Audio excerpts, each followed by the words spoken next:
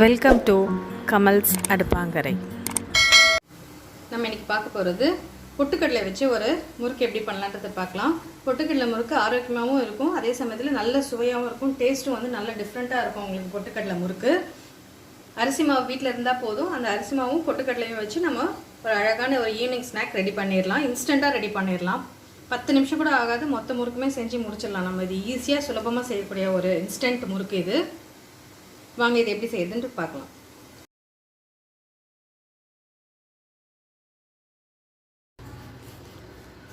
நம்ம இன்றைக்கி பார்க்க போகிறது பொட்டுக்கடலை வச்சு ஒரு முறுக்கு பண்ண போகிறோம். ஸோ அதுக்கு தேவையான பொருள் என்னென்னு பார்க்கலாம்.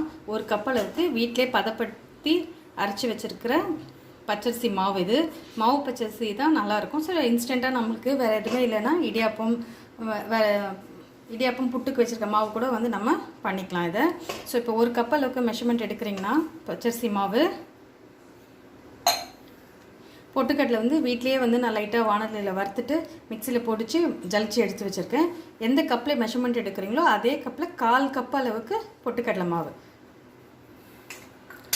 மறுபடியும் ஒரு வாட்டி மெஷர்மெண்ட் சொல்லிடுறேன். ஒரு கப்பு பச்சரிசி மாவு எடுத்திங்கன்னா 1/4 கப்பு பொட்டுக்கடலை மாவு, ஒரு பெரிய ஸ்பூன் அளவுக்கு வறுத்த எள்ளு, சீரகம், பெருங்காயம், வாசனைக்காகவும் ஈஸி டைஜஷனுக்காகவும் இதை ஆட் பண்ணிக்கலாம். சீரகம் வேணும்னா ஓமம் கூட நம்ம ஆட் பண்ணிக்கலாம். ஒரு ஸ்பூனு சீரகம் போட்டாலும் ஓமம் வேணும்னா ஓமம் ஆட் பண்ணிக்கலாம் நம்ம. ஸோ இப்போ எள்ளு வெள்ளை எள்ளு வேணாலும் வெள்ளை எள்ளு ஆட் பண்ணிக்கலாம். கருப்பெல்லு போட்டிங்கன்னா கொஞ்சம் கலராக தெரியும் அப்படின்றதுக்காக கருப்பெல்லு வறுத்த எல்லாம் போட்டுக்கோங்க. இதை நல்லா மிக்ஸ் பண்ணி விட்டுக்கலாம். இதுக்கு தேவையான அளவுக்கு உப்பு ஆட் பண்ணிக்கலாம். முறுக்குக்கெலாம் ரொம்ப உப்பு பிடிக்காது. ஸோ தேவையான அளவுக்கு நான் பார்த்து உப்பு ஆட் பண்ணிக்கோங்க. கூடவே வந்து ஒரு ஸ்பூன் அளவுக்கு கீ ஆட் பண்ணிக்கிறேன். கீ வேணால் கீ ஆட் பண்ணிக்கலாம், நம்ம ஆப்ஷனல் தான் அது. இல்லை பட்டரில் வேணாலும் பட்டரும் ஆட் பண்ணிக்கலாம் சாஃப்டாக கொடுக்கறதுக்காக. சூடாக காயிற எண்ணெயை கூட நம்ம போட்டுக்கலாம். ஃபஸ்ட்டு இது நெய்யோ பட்டர் போட்டுட்டு நல்லா அதை மசிச்சுட்டு அப்புறமா தேவையான அளவுக்கு தண்ணி அதில் விட்டுக்கலாம். நெய் நல்லா போட்டு பிசைஞ்சாச்சு நம்ம. இப்போ வந்து தேவையான அளவுக்கு கொஞ்சம் கொஞ்சமாக விட்டு எடுத்துக்கோங்க. ஒரு 1/4 கப் அளவுக்கு தான் தண்ணி பிடிக்கும். கொஞ்சமாக விட்டு விட்டு பிசைங்க.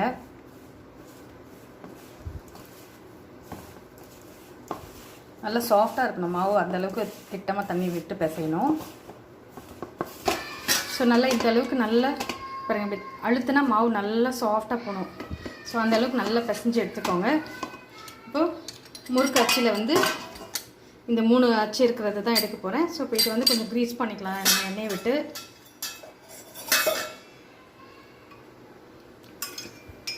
கொஞ்சமாக விட்டிங்கன்னா அப்படியே லைட்டாக தடவி விட்டுக்கலாம்.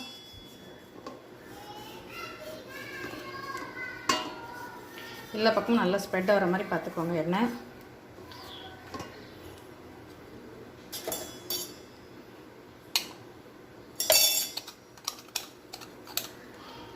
கொஞ்சம் அச்சு எடுத்து சுற்றி விட்டுடலாம் அதில்.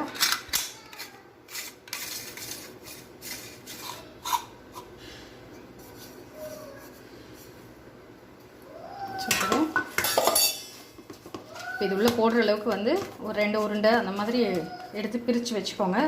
நல்லா மறுபடியும் இப்படி நல்லா இது பண்ணிவிட்டு இது உள்ளே போட்டிங்கன்னா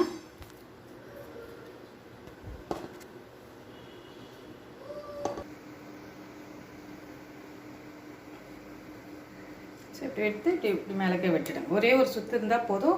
பார்க்கவும் அழகாக இருக்கும். அச்சில் இந்த முள்ளாக இருக்கிற அச்சும் இருக்கும், மெலிசாவும் நல்லா முறுமுறுன்னு நமக்கு கிடைக்கும். இது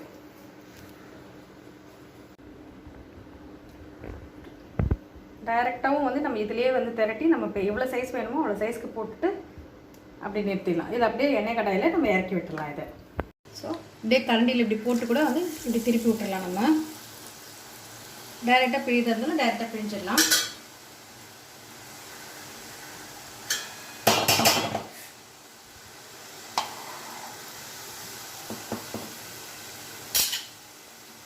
ஒரு சைடு முறுக்கு வெந்த உடனே அப்படி கொஞ்சம் ஒரு சைடு தள்ளிட்டு,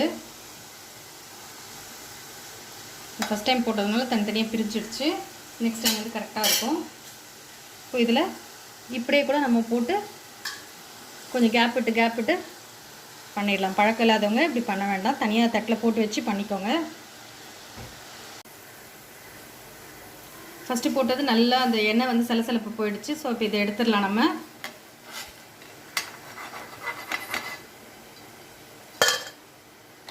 அடுத்த முறுக்கு வந்து நல்லா பொரிஞ்சு வந்துடுச்சு. சைடாக திருப்பி விட்டுடுங்க, அவ்வளோதான்.